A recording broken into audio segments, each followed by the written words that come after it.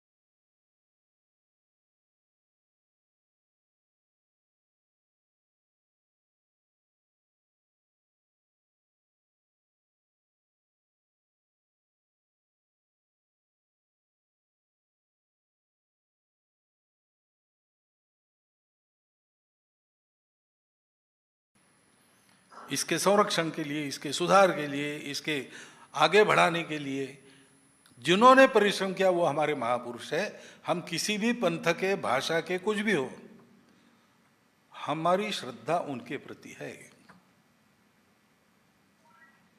श्रीमद् शंकरदेव के बारे में सारे भारत में श्रद्धा है।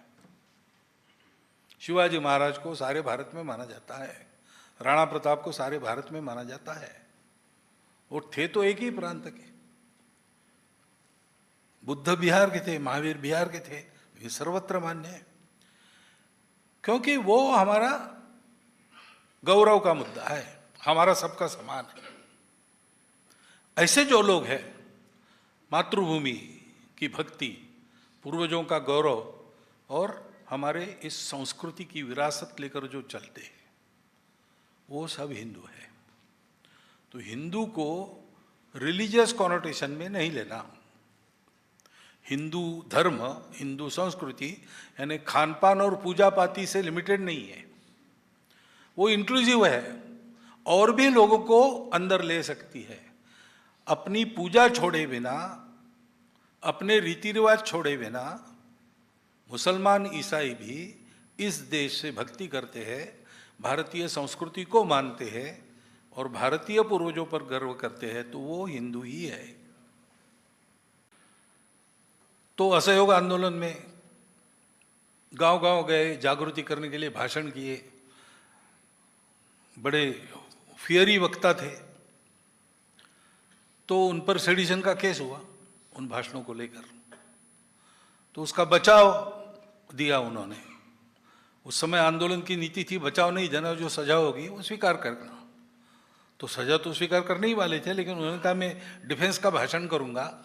उस समय कोर्ट में पत्रकारों को भी अलाउड था, तो पत्रकार आएंगे, एक और भाषण होगा, प्रचार का एक और मौका मिलेगा। और इसलिए ने भाषण किया कि भाई आप कानून से मुझ पर ट्रायल चला रहे हो, ये बताइए पहले कि कौन सा कानून है जो अंग्रेजों को अधिकार देता है भारत पर आकर राज्य करो। कोई इंटरनेशनल कानून ऐसा नहीं है। तो अंग्रेजों का राज्य यहाँ इल्लीगल है, इसलिए आपका कोर्ट भी इल्लीगल है। ये जस्टिस भी मैं नहीं मानता, you have no right to try me. मैंने लोगों को उनका मूलभूत अधिकार बताया। स्वातंत्र्य फंडामेंटल राइट है, सारी दुनिया में रिकॉग्नाइज्ड है। तो स्वतंत्र होना चाहिए, कैसे होना चाहिए उसका तरीका मैंने बताया। मैंने किसी के विरोध में कुछ नहीं कहा। ऐसा भाषण उन्होंने किया तो जज ने कहा कि सजा दी 1 साल रिगरस इम्प्रिजनमेंट, और उसमें कहा कि इनका जो डिफेंस का स्पीच है वो उनकी जिन भाषणों के कारण इन पर आरोप लगा है उससे ज़्यादा सीरियस इनका बचाव का भाषण है, ऐसा रिमार्क भी दिया। ऐसे होते। अब ये सारा करते समय he was everywhere, political activity में थे, रिवोल्यूशनरी एक्टिविटी में थे, समाज सुधार के कामों में रहते थे और धर्म जागृति के बारे में रहते थे। जो कुछ देश के समाज के हित में चलता था उसमें ही वॉज ऑलवेज एक्टिव। संघ स्थापना के पहले और संघ स्थापना के बाद में, संघ स्थापना के बाद डॉक्टर हेडगेवार सरसंघ चालक बन गए थे, तो जो दांडी मार्च वाला सत्याग्रह, जंगल सत्याग्रह हुआ, जहाँ सागर नहीं था वहाँ जंगल सत्याग्रह हुआ, तो संघ का सरसंघ चालक पद टेम्पररीली दूसरे के हाथ में देकर स्वयं डॉक्टर हेडगेवार और उनके कुछ स्वयंसेवक साथी उस जंगल सत्याग्रह में भाग लिया।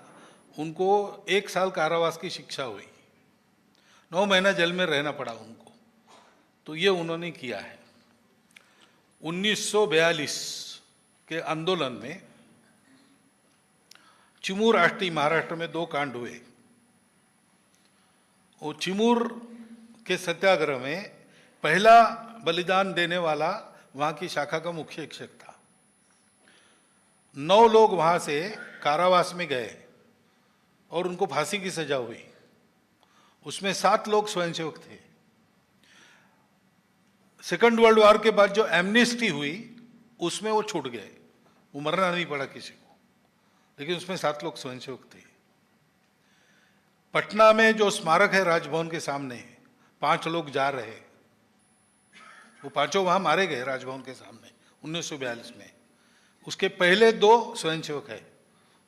उनके जो घर के लोग थे उनको कारगिल युद्ध के बाद हमने जो स्वतंत्रता सेनानी और सैनिकों का किया था सत्कार, उसमें उनको भी बुलाया था, उनका भी अभिनंदन किया था, उनके घर वालों को।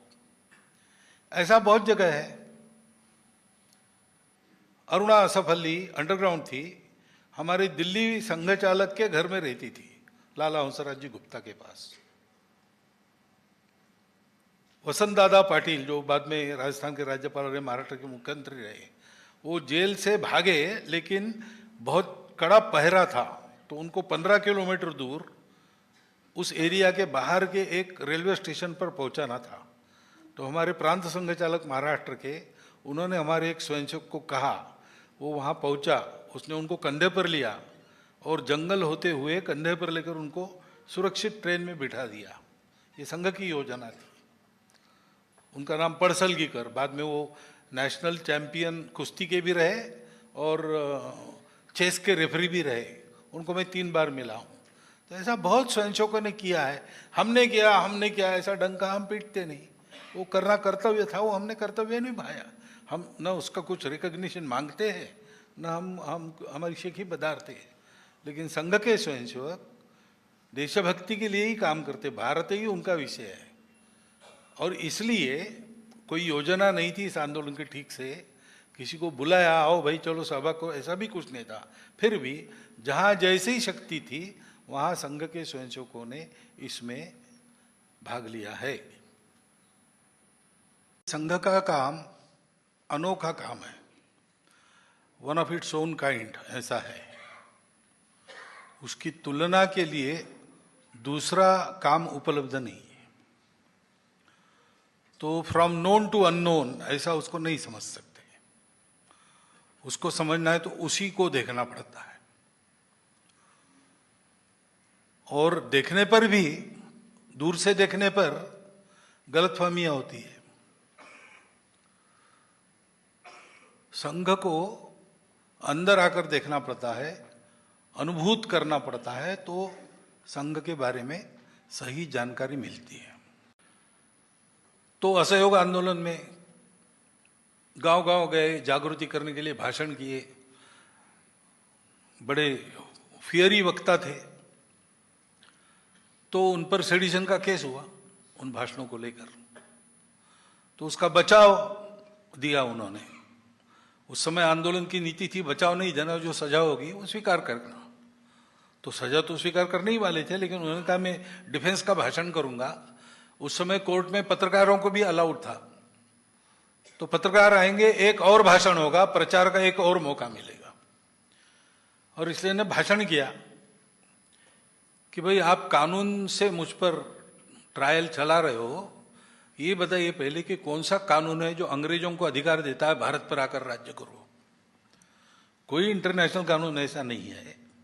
तो अंग्रेजों का राज्य यहाँ इलीगल है, इसलिए आपका कोर्ट भी इलीगल है, ये जस्टिस भी मैं नहीं मानता। You have no right to try मी।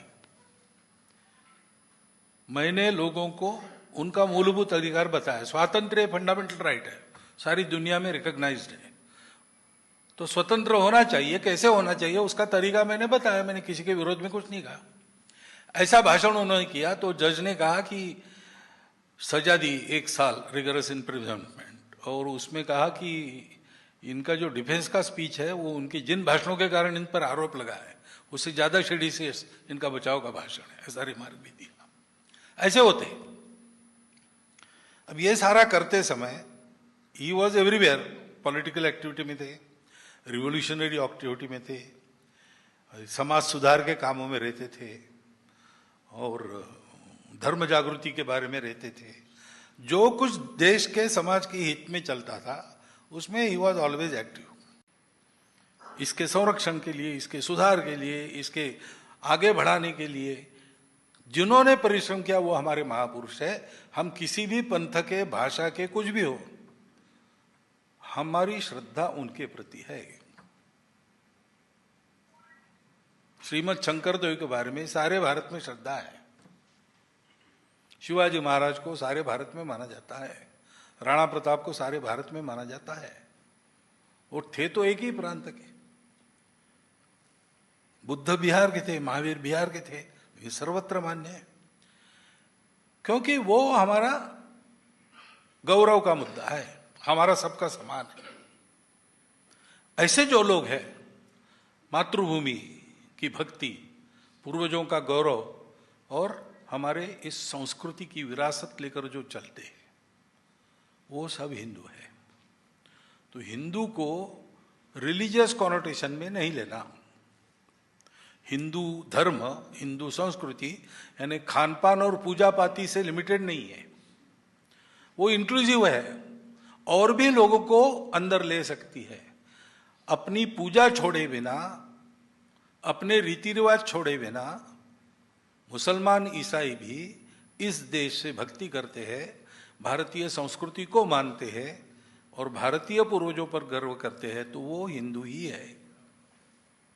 संघ स्थापना के पहले और संघ स्थापना के बाद में, संघ स्थापना के बाद डॉक्टर हेडगेवार सरसंघ चालक बन गए थे, तो जो दांडी मार्च वाला सत्याग्रह, जंगल सत्याग्रह हुआ, जहां सागर नहीं था वहां जंगल सत्याग्रह हुआ, तो संघ का सरसंघ चालक पद टेम्पररीली दूसरे के हाथ में देकर स्वयं डॉक्टर हेडगेवार और उनके कुछ स्वयंसेवक साथी उस जंगल सत्याग्रह में भाग लिया। उनको 1 साल कारावास की शिक्षा हुई, 9 महीना जेल में रहना पड़ा उनको। तो ये उन्होंने किया है। 1942 के आंदोलन में चिमूर आष्टी महाराष्ट्र में 2 कांड हुए। वो चिमूर के सत्याग्रह में पहला बलिदान देने वाला वहां की शाखा का मुख्य शिक्षक था। 9 लोग वहां से कारावास में गए और उनको फांसी की सजा हुई। उसमें 7 लोग स्वयंसेवक थे। सेकंड वर्ल्ड वॉर के बाद जो एमनेस्टी हुई उसमें वो छूट गए, वो मरना नहीं पड़ा किसी को, लेकिन उसमें 7 लोग स्वयंसेवक थे। पटना में जो स्मारक है राजभवन के सामने, 5 लोग जा रहे, वो 5 वहां मारे गए राजभवन के सामने 1942 में। उसके पहले 2 स्वयंसेवक है, उनके जो घर के लोग थे उनको कारगिल युद्ध के बाद हमने जो स्वतंत्रता सेनानी और सैनिकों का किया था सत्कार, उसमें उनको भी बुलाया था, उनका भी अभिनंदन किया था, उनके घर वालों को। ऐसा बहुत जगह है। अरुणा असफअली अंडरग्राउंड थी, हमारी दिल्ली संघ चालक के घर में रहती थी, लाला हंसराज जी गुप्ता के पास। वसंत दादा पाटिल जो बाद में राजस्थान के राज्यपाल और महाराष्ट्र के मुख्यमंत्री रहे, वो जेल से भागे, लेकिन बहुत कड़ा पहरा था, तो उनको 15 किलोमीटर दूर उस एरिया के बाहर के एक रेलवे स्टेशन पर पहुंचाना था। तो हमारे प्रांत संघ चालक महाराष्ट्र के, उन्होंने हमारे एक स्वयंसेवक को कहा, वो वहां पहुंचा, उसने उनको कंधे पर लिया और जंगल होते हुए कंधे पर लेकर उनको सुरक्षित ट्रेन में बिठा दिया। ये संघ की योजना थी। उनका नाम पड़सलगीकर, बाद में वो नेशनल चैंपियन कुश्ती के भी रहे और चेस के रेफरी भी रहे। उनको मैं 3 बार मिला हूं। तो ऐसा बहुत स्वयंसेवकों ने किया है। हमने किया ऐसा डंका हम पीटते नहीं। वो करना कर्तव्य था, वो हमने कर्तव्य निभाया। हम न उसका कुछ रिकग्निशन मांगते हैं, न हम हमारी शेखी बधारते हैं। लेकिन संघ के स्वयंसेवक देशभक्ति के लिए ही काम करते, भारत ही उनका विषय है। और इसलिए कोई योजना नहीं थी इस आंदोलन की ठीक से, किसी को बुलाया आओ भाई चलो सभा को, ऐसा भी कुछ नहीं था। फिर भी जहां जैसी ही शक्ति थी वहां संघ के स्वयंसेवकों ने इसमें भाग लिया है।